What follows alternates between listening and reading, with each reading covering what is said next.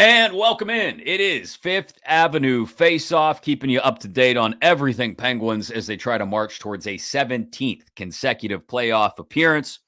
And in the midst of Rangers week, here we are, wondering where the silver linings are of losing Thursday night to the Rangers, just looking putrid against the Montreal Canadiens at home, no less, on Tuesday night, giving up 10 goals between those two games, and wondering if you have what you need in net. Tuesday night against Montreal, the third time in 3 weeks Tristan Jarry was pulled. Very rusty since coming back from injury. But then you get him Thursday night against the Rangers at Madison Square Garden, and there were times during the first period, especially, where he was perhaps the only reason they were still in that game.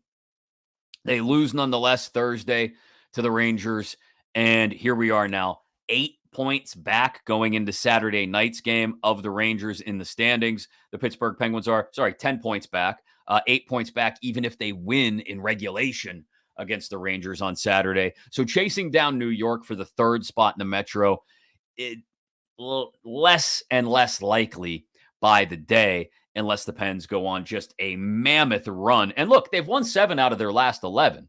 It's possible. It's in there. We know it is. I mean, you saw the way they played against the Rangers on Sunday. And so it's in there. The question is, how often can they bring it? The consistency continues to lack with this team.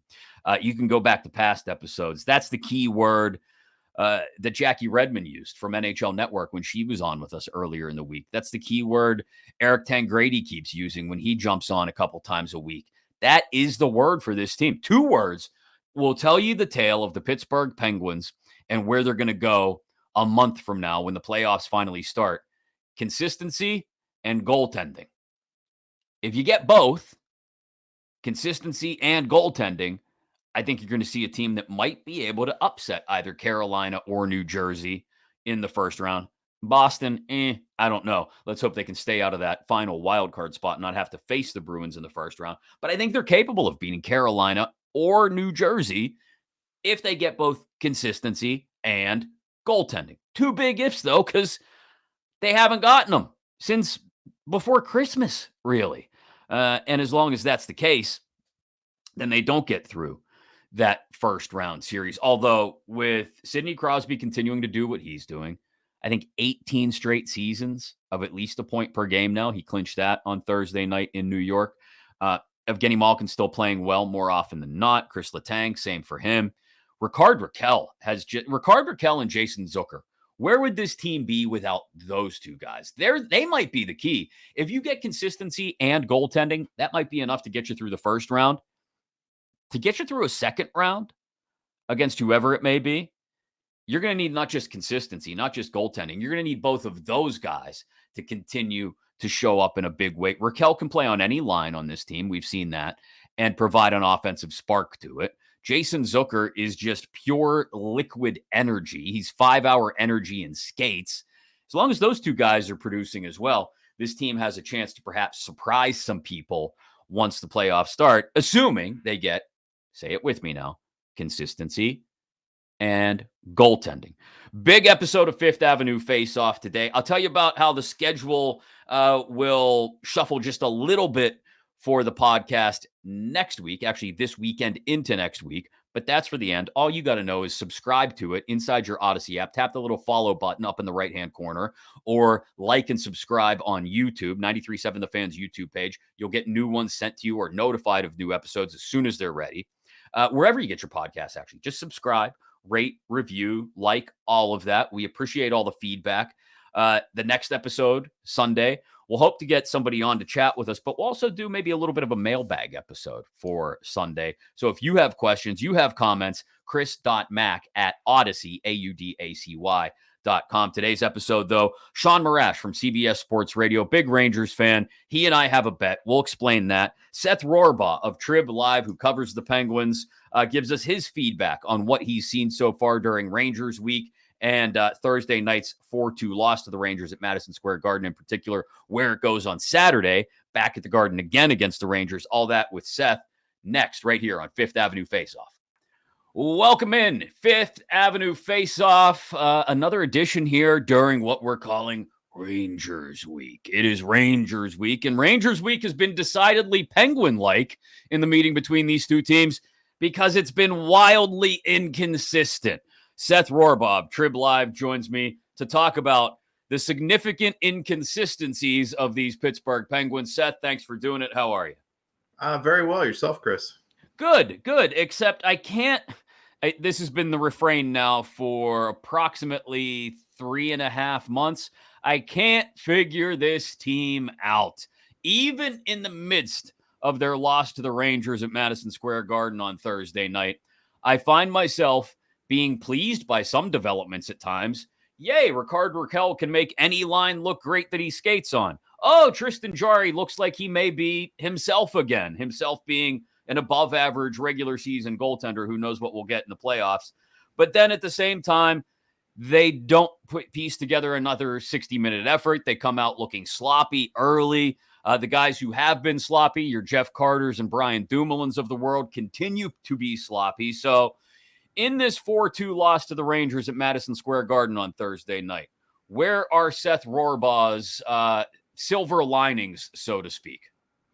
Well, for me, I thought the most significant development was just Tristan Jarry looked like a starting caliber goaltender. That's a huge step forward for him, and maybe that's damning with faint praise, but just given the fact that he had been pulled twice in the previous 8 days or something like that. That's just a good step forward for him to just show that he's still capable of being this team's number one goaltender for at the very least the remainder of this season. The off season is a whole other matter, but just in a micro focused granular level, Tristan Jarry offering a pretty stout performance and frankly keeping that team. Keeping the Penguins in position to potentially win that game on Thursday, I thought was a huge development or a huge step forward for him. Now, the real challenge is, can he do it in the second game, the third game, so on and so forth? I mean, we've seen this where, okay, he looks good for one game, then he looks like garbage for the next game. So he needs to string a few games like this together, for, I guess, real faith to kind of be instilled in him as being the team's top goaltender going into a presumed postseason run. But, I mean, there wasn't much great, to be optimistic about or happy about with this game from Thursday, but just the fact that Tristan Jarry looked like a capable number one starting goaltender, I thought was a huge development. So between the two games over the weekend, look, the Flyers are what the Flyers are, which is in rebuilding mode now, moving on to a new GM and everything. Between the Flyers game, a really ugly loss to Montreal, and these first two games of the three against the Rangers, do you look at this as a team that's generally trending in the right direction, the wrong direction? What's your general impression of the four games between this past Saturday against the Flyers and leading up through Thursday night in New York? It's definitely a mixed bag. I mean, you look at the game on Sunday, that's a great win against the Rangers. Then they followed it up with just a clunker against a terrible team like Montreal. And frankly, I thought, the Thursday game, I mean, yeah, it's a loss. It's not good, but I mean, that's a pretty good team that on the road for the Penguins to lose to. And, for the most part, they were in that game it was a 1-goal game until, the empty netter late in regulation there. So it's a mixed bag. It's hard to say, yeah, they're going one direction or another. For me, it's always seems like this team this season, for the most part, it's like 3 steps forward, 2 back, 4 forward, 5 back. If you want to look at their last 5 or 6, 7 games, whatever, I guess it's positive momentum. It's albeit maybe just incrementally, but they've had worse stretches of play. I certainly within the past 2 or 3 months than they've had the past 2 or 3 weeks. But certainly there's a lot to be desired. But I think it's fair to say it's maybe going forward again, albeit incrementally. It felt like they may have dodged a bullet to some extent when they were able to get Ruda and Petrie into the lineup after the injuries they suffered against Montreal. But then Petrie goes out again. Nonetheless, they have some blue line depth. Is it just what is it from Mike Sullivan, in your opinion, that keeps him from simply sitting Brian Dumoulin at a certain point? I think of the Zibanejad goal last night. And I think of his blind between the legs pass into the high slot to no one that goes back the other way that leads to that goal for Zibanejad. I think of just a lack of coverage in front of his own net. As much as we've talked about Jeff Carter up front and a veteran who's probably worthy of a seat in the press box, Dumoulin strikes me as a guy who's merely getting by on his ability to pair up with Chris Letang at times for one of the few passing reasons he's still in this lineup. Does Sullivan really believe that he's a useful piece, especially once the playoffs get here? Or is this just blind belief in a veteran?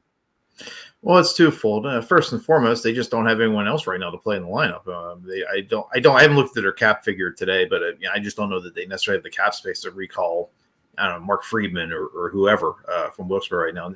And I know a lot of people look at Ty Smith. He's still out with facial fractures right now from a game from several weeks ago. So Ty Smith's just not an option right now. So they just don't have any other left-handed defenseman to put in the lineup, particularly with newcomer Dmitry Kulikov sidelined until at least I think it's April 6th with the LTIR designation. So there's just no other option. Second, yeah, I mean, he does have faith in Brian Dumoulin, and that's maybe one of his shortcomings, if you want to label it that he tends to just place unwavering faith into veterans and is apprehensive towards sitting them or even demoting them. And Brian Dumoulin's a guy that he's won with. That's a guy that came up through Wilkes-Barre and stuff like that. Been a good soldier for the organization, if you'll pardon the military reference. This is a guy that's very respected in the locker room too. He's probably one of the more vocal guys in that locker room. When a young player has a mistake or something like that, Brian Dumoulin's one of the leaders, I guess, that'll pull the guy aside and say, "Hey, forget about it. Let's move on. Go on to the next shift, next period, what have you." So,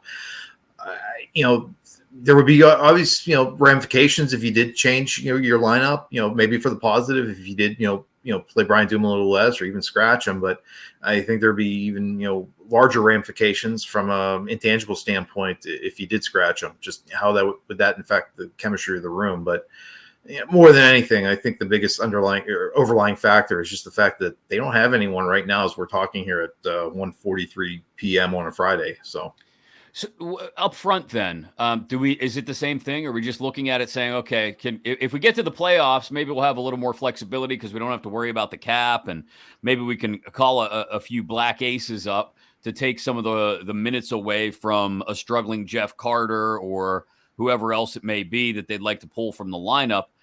Is it as simple as that, just getting to the playoffs where you don't have to worry about the cap anymore? Is there, again, more blind faith in a veteran like Jeff Carter, even though he's simply not producing in some situations? I mean, the -4 the other night against Montreal is just atrocious. Is that what it is? Is it just blind faith to a veteran from Sullivan again? Probably more so in his situation compared to Dumoulin's. They maybe at the very least have one option there with Danton Heinen where you could slide, Ryan Poehling or Drew O'Connor to center and move Heinen into the wing on the fourth line there. So there is at least right now one tangible option with the lineup in that regard. But that said, there aren't many options with Wilkes-Barre Scranton. I mean, I think Jonathan Gruden would be your only option there, and all due respect to him, I thought he afforded himself well, but I'm just not sure what he would offer you right now at this stage of his career. And obviously Sam Poulin just returning to the team after taking a hiatus for his mental health. He's not in position to be recalled anytime soon right now either. So they just don't have many options with Wilkes-Barre Scranton to recall for a center position. Now, if you want to maybe, get them being flexible with guys like we said earlier, O'Connor or Ryan Poehling, you maybe call up a guy like Philippe Hollander, pardon me, and things there. But I think for the most part, though, the biggest underlying factor there is just that they have a lot of faith in Jeff Carter, for better or worse. And on top of that, too, Jeff Carter is their only right-handed draw right now. So there's a reason they put him out there for a lot of key faceoffs. Oftentimes it's on his strong side because, again, only right-handed draw on the team at the moment. So, again, maybe that faith's misplaced. Certainly the results are, whether you want to look at, say, base offensive figures or maybe some of the advanced metrics would suggest that, playing him less or putting him in in the press box for a night would do him some good and do the team some good. But there are some tangible reasons, but I think it's fair to say there are maybe some intangible reasons that probably play a bigger factor into why Mike Sullivan remains resolute in keeping Jeff Carter in his lineup. Before I let you run, Seth, I'll ask you this. What's the best alignment on the right wing from line 1 through 3 for this team. Because as I look at it, I look, you can put Gensel, Crosby, and Rust together, and they'll find some magic sometimes. Other times, not so much. It ends up being Gensel and Crosby, and Rust is just sort of chasing them around or chasing the puck around in some cases. For my money, it's Raquel up there with those two.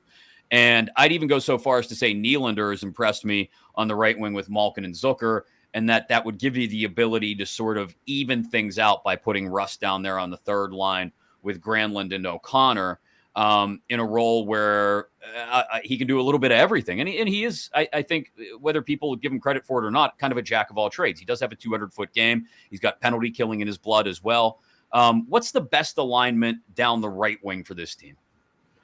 Well, I mean, if you put Raquel and Russ on the top two lines, however you want to put them, then it basically becomes a two-line team. And that's just not sustainable if you want to have any kind of postseason success. I kind of dug what they did starting with the Philadelphia game on Saturday, where they put Raquel on that third line, and that line produced 2 goals. And albeit, that's against an inferior opponent like Philadelphia, which is in full-on rebuild mode, but that created some balance, or at least, the perception of balance throughout at least your top 3 lines there. Granlund, I mean, I think Granlund's a very talented player, and I don't know if we've fully seen what he can do here. He's just scratching the surface here right now with his time with the Penguins. So I'd like to see Granlund get, some opportunity to play with some fairly talented player. And he, again, him and Raquel produced a little bit in that Philadelphia game, albeit against a bad team. But for this team to have any kind of success in the postseason, and maybe that's a futile suggestion, just given what's going on here. For them to have any kind of success in the postseason, they need that balance, and that's nothing exclusive to them. I think any team that ultimately does have success in the postseason is constructed in a way where you're getting contributions from at least your top 3 lines, if not your all 4 lines. We saw that with the two most recent Stanley Cup championships here.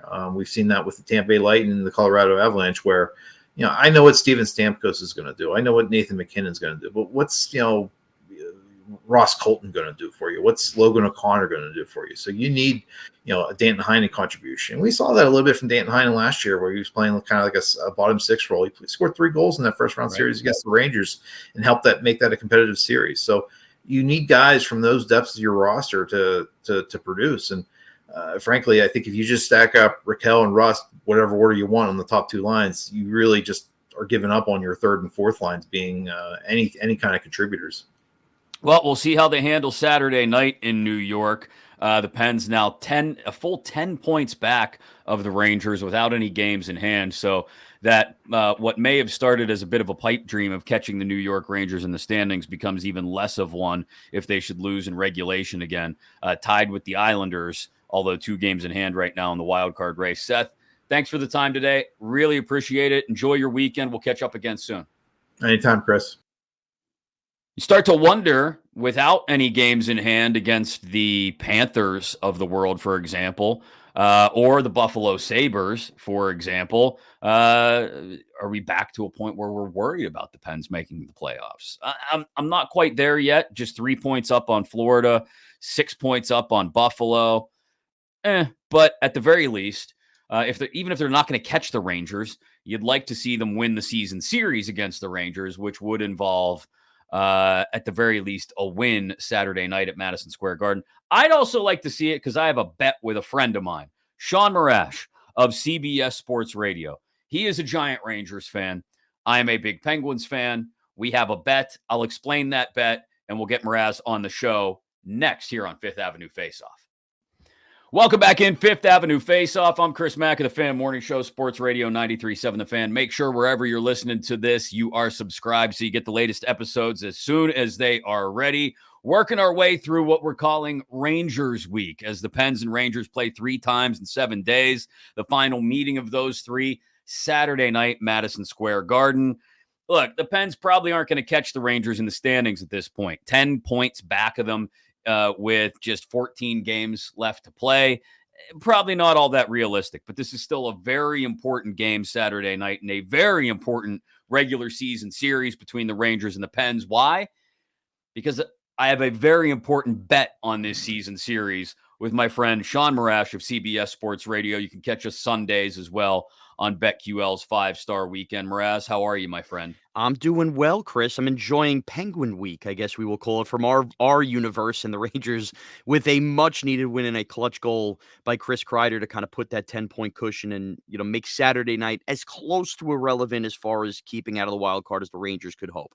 Yes, if a regulation win for the Rangers over the Pens on Saturday night would really come as close as you can get to sort of clinching a top 3 spot in the Metro. I want to get in a couple minutes to who you'd rather face in that first round series, because Carolina and Jersey are duking it out with games in hand on one side and points on the other side. But let's start with this bet. We thought of this way back. God, it must have been last June, I think it was. Yeah, right when the Stanley Cup had basically wrapped, the Rangers were a couple weeks eliminated from the Eastern Conference Final, and you and your brethren couldn't let go of the Trouba versus Crosby hit. That dirty son of a bitch. Look, he got his elbow up into Sidney Crosby's head, and it changed the series. I mean, the Penguins were this close to beating your Rangers with a third-string goaltender. I do have to give you credit, though. I did text you immediately when Tyler Mott had the accidental elbow last night as we are taping this on what the heck days? I don't even know what Friday. Yeah, today's Friday. So last night, yeah, and immediately, I don't think it's that dirty. Okay, I thought, you have to be very sensitive with the Pittsburgh fan, Mac. You never know. Anything up and high, they're going to lose their mind. Well, you also got to be very careful around the Rangers if you're a Pittsburgh Penguin superstar. It goes back to 1991 and that dirty, rotten Adam Graves on Mario Lemieux. You understand, Mraz? My mother, a good Catholic woman who goes to church every Sunday, volunteers in the rectory and all that. There's one person she still hates 30 years later. It's Adam Graves, because he slashed Mario Lemieux on the hand in 1991, which, by the way, was a series the Penguins still came back and won on their way to that Stanley Cup title. That's great. We're still very happy about it here. The first of 5 Stanley Cups in the time that I think the Rangers have won.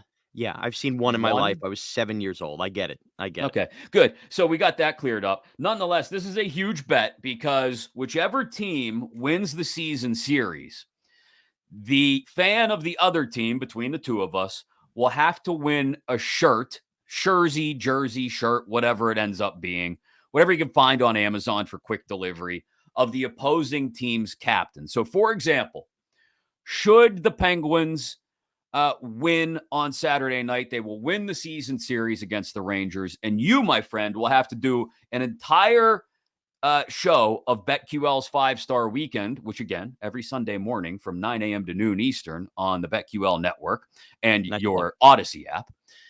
You will have to do an entire show, all 3 hours, with a Sidney Crosby shirt on. If the Rangers should win in regulation on Saturday night, I will have to do an entire version of that show with a Jacob, a little vomit in the back of my throat, a Jacob Trouba shirt on. Yeah, now hold on. We are going to go to some kind of tie break if the Rangers win in overtime, though, because we both have 5 points. We would both have 5 points. Let's see. Who would have more regulation wins? I guess it'd be even, right? It'd be even, yeah. So we have to figure out something there. Ooh, maybe the tie break should be who won the playoff series last year. Or maybe it could be who has more Stanley Cups.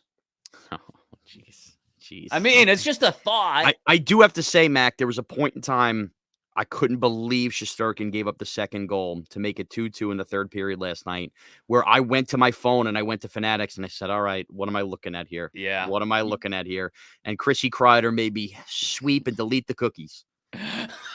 You've got that link. I texted it to you the other day. Keep it handy for that Crosby shirt. I sent the Amazon link to you.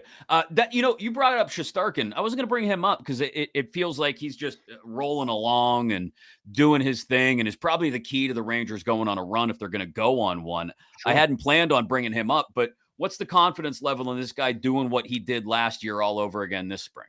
Certainly higher than it was 3 weeks ago, 4 weeks ago. I mean, that's for damn sure. I mean, Shesterkin had been basically an enigma at points this year where when he's hot, he looks like the best goalie in hockey, but when he is cold, he looks like the worst goalie in hockey, which you saw none of that last year. So, he hasn't been what Sorokin has been in our town over here with the Islanders this year, but the last 3 weeks, he has stood on his head. I mean, the Rangers had a couple of these overtime wins, including one up in Montreal where without Igor Shesterkin, they are just dead in the water. Now, Yaroslav Halak has spelled him more this year than the Rangers, basically had him spelled last year. So I think I don't know if that's hurt his rhythm and ultimately might help him in the postseason. But you saw on, I keep forgetting, Thursday night. Geez, I really got to get a grasp of days here, Mac. On Thursday night, Shesterkin was really, really good. But then the couple goals he gives up, you look at it and go, well, how is he giving those up? And at the end of the day, if you're giving up 2 goals with all the skill the Rangers have, that should be enough. But it's just so frustrating that he makes the most acrobatic saves and stands on his head. And then some of these goals just seem so soft that he gives up. Well, and that's what's kind of wild to me is that as well as we know Shesterkin can play, we're not necessarily sold here in Pittsburgh on what Tristan Jarry may or may not be able to do come playoff time. He's been really rusty since coming back off of injury about a month ago. He's been pulled 3 times in the last 3 weeks. Not entirely his fault each time, but he hasn't made the big save that he needs to make until last night. A couple times in the first period, especially, he made huge saves to keep them in that game. The Rangers could have taken control. So what's got crazy Tarasenko, and that's what we're calling it here now. Every time Vladimir Tarasenko winds up, the puck never finds the net. The goalies are making outstanding saves. It's been the story of him since he's been acquired. He's breaking panes of glass. Yeah, but with both of these goalies, it strikes me that both of these teams could end up meeting in the second round because if they get a hot goaltender, it's enough to steal a series. So I guess that brings me to, who would you rather face in the first round as a Rangers fan?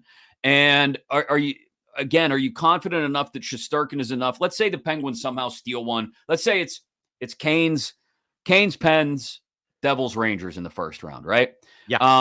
And Shesterkin gets you through one round.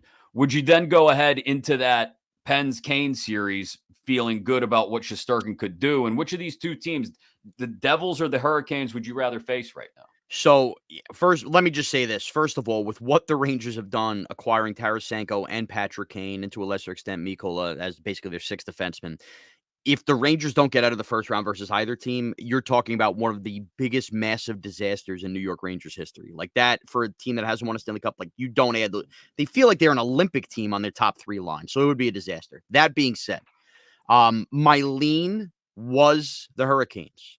Now I'm all in on wanting to face the Hurricanes. Like the lean has gone all in. It's because Svechnikov's been lost for the year, and he's such a pain in the ass. Last year, where the Rangers ran into trouble in the Hurricane series that followed the Penguin series was they couldn't win a damn faceoff because Vincent Trocheck was winning all the faceoffs. Now the Rangers have him, which is going to be enormous. So now you're telling me a Ranger team that is added Kane and Tarasenko, also stole Trocheck from last year's Carolina team. Carolina, okay, they've gotten better with some veteran blue line guys, but and now Svechnikov, who just lives with all the shots on goal on net, I just don't envision a scenario where Carolina has enough to score enough goals versus this Ranger team and win 4 games in a series. The Devils, look, the Rangers should beat the Devils, but they kind of remind me of the Rangers a year ago, loaded, ton of weapons, and you just wonder, is this the year they need to kind of go through the fields before they're a legitimate Stanley Cup contender next year? But even with that, they could win a series or 2 before they run out of gas like the Rangers did a year ago. So I think the Devils definitely are the worst matchup for the Rangers. Doesn't mean the Rangers won't beat them, but I am all in on facing the Carolina Hurricanes at this point. You mentioned Tarasenko and Kane. Kane, I thought, had an awful game on Sunday against the Penguins. He was terrible. Terrible. And he had that whole sequence where he, basically causes the shorty, then comes back and scores. Right. But for the most part, let me just tell you something. Patrick Kane is starting to fit like a glove. I think he had a little nerves early on. My one issue would be where he, needs to live on the power play. They have him and Panarin working together right now. Both of those guys, I mean, can one of them shoot the damn puck? All they do is pass. So Kane needs to start sniping. But to that point, yeah, Sunday was probably his worst game as a Ranger so far. So how are he and Tarasenko? Tarasenko's had more time, but how are they starting to fit in? You mentioned Kane, perhaps, and I think this happens to superstars when they get traded, especially at the deadline. They try to do too much, and they try to make the pretty pass, and they want every goal to look like a highlight reel goal, when in some instances you just need, like you mentioned, Kreider Thursday night in the game deciding goal. Sometimes you just got to go to the front of the net and hope something good happens. Is Kane starting to let that come naturally to him? Yeah, I mean, if you were to ask me right now who, I trust more, the trust level is obviously Patrick Kane right now. He's already scored a bunch of goals for the Rangers. And clearly you could just see where, his grittiness and, kind of knowledge of the game comes in. Tarasenko on the flip side, I mean, he's been a minor disappointment, and it's not all his fault, but there were moments, especially in those first couple of weeks, where frankly, it just looked like he was dogging it, getting back on the other end, kind of causing the Rangers to give up a lot of shots. He felt like a minus on the ice every time he was out there.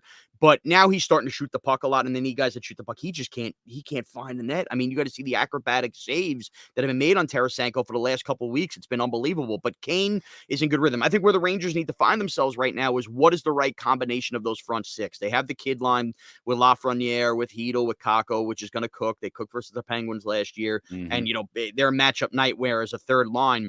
But ultimately, right now, I mean, they went into it with, okay, Panarin is going to play with Kane now. They've already flipped that around. Kane is playing with Trocheck and playing with Kreider, which I think fits because both of those guys, Trocheck and Kreider, like to shoot, and Kane likes to pass. And Panarin now has been put back with Tarasenko and obviously Mika Zibanejad, and those two guys like to shoot. So I think that might be the fit going forward. But with that, I think good luck is going to come for Tarasenko. I am a little worried, though, that their power play, instead of being, boosted by having these couple guys, there's too many cooks in the kitchen over 2 units now, and I think that's what's going to hurt them a little bit.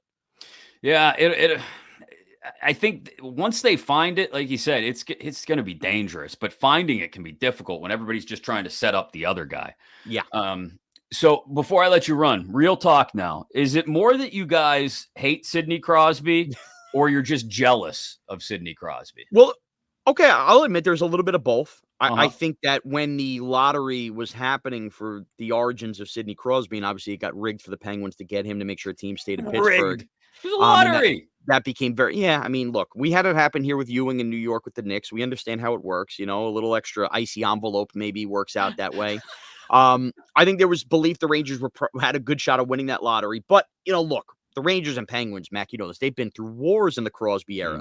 And this is a fan base here in New York that is just so desperate. I mean, you look at guys like me now, we're going to be mid-late 30s. And for us, the Stanley Cup is our first moment of loving sports as a child.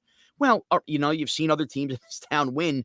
The Rangers have been so damn good. They went through the Lundqvist era, made a cup, all these Eastern Conference final, and you watch Crosby win the cups, and it's like, how come that can't happen for us? So, yeah, I think that, and then on top of it, when he plays the Rangers, I mean, the crying doesn't stop. The flopping on the ice doesn't stop. Flopping. It's just ridiculous. I mean, the guy takes more dives than an Olympic swimmer. It's unreal. So it's the combination of, we wish you had you, but at the same time, man, you are a punk baby to play against. So he really should. Players like that. He should take elbows to the head more like a man. What's wrong with him? Well, when he's so short and he leans into it, and it would be a normal hit to the chest of somebody else. How about you grow a couple inches before you hit the ice, young man? He's got all the inches he needs right there in the hips and the ass. Those redwood tree trunk quad legs. He'll just post up in the corner and drag punks like Trouba right along to the front of the net. I'll say this, Mac. He's hated probably more than any other player in the league in New York specifically.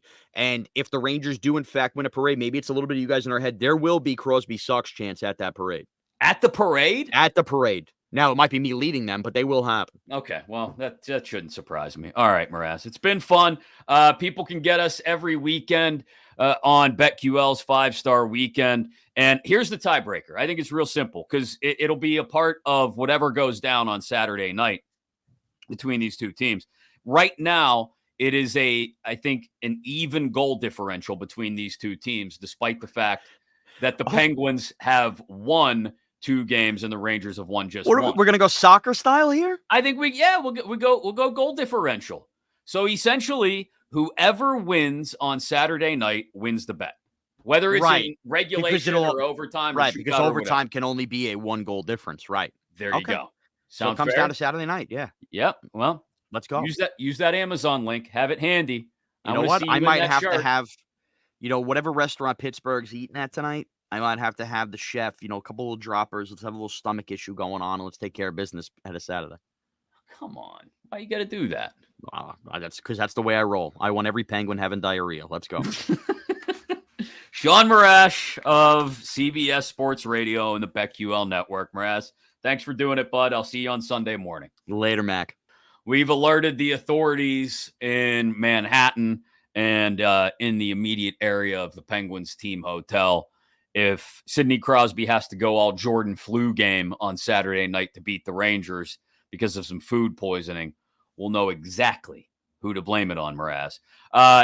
So we'll shuffle the schedule just a little bit this coming week. Usually Fifth Avenue Faceoff comes out on Monday, Wednesday, and Friday afternoons, or right around dinner time, Monday, Wednesday, Friday, or during your drive home on those days.